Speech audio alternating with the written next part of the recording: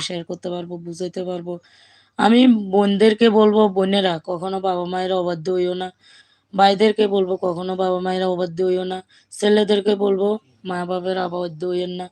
মেয়েদেরকেও বলবো কখনো বাবা-মায়ের অবাধ্য হইও না। বাবা-মা আল্লাহ রাসূলের পরে তোমার জান্নাত, তোমার বেশ বাবা-মায়ের পায়ের নিচে তোমার জান্নাত বেশ।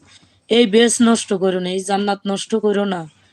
১০ মাস একটা মা তার সন্তান গর্ভে ধারণ করে পৃথিবীতে আলো বাতাস দেয়। সেই সন্তান যদি কোনোভাবে বাবা-মারে কষ্ট দেয়, তাইলে তোমরা শেষ হয়ে যাবা। শেষ হয়ে যাবা। এটা কইরো না। আমি চাই তোমরা তোমাদের বাবা-মারে শ্রদ্ধার চোখে দেখো, ভালোবাসার চোখে দেখো, মায়া মমতা। হ্যাঁ, তোমার হয়তো কামাই রুজি নাই, চাকরি-বাকরি নাই। তুমি তোমার বাবা-মারে করতে পারতেছো না, কোনো সহযোগিতা করতে পারতেছো না, তাদের পাশে দাঁড়াইতে পারতেছো না। তাতে কি হইছে? বাবা-মারে টাকা দিয়ে দাঁড়াইতে হবে তা তো মানি নাই। বাবা-মা যতটুকু আয় করে, রোজগার করে, তোমার যে খাবারটা আনি দেয় সেটা মন খুশি মতো যা দেখ না কেন, যা রান্না করুক, যাই করুক, তাই খাবারটা হাসি মুখে খাইবা। হাসি মুখে বাবা-মার দিকে তাকাইলে আল্লাহর অনেক, অনেক সওয়াব তুমি পাবা। নেক্সট চোখে যদি তুমি তোমার বাবা-মার দিকে তাকায় একটা হাসি দাও, তোমার হয় যে সওয়াব হয়ে যাইব।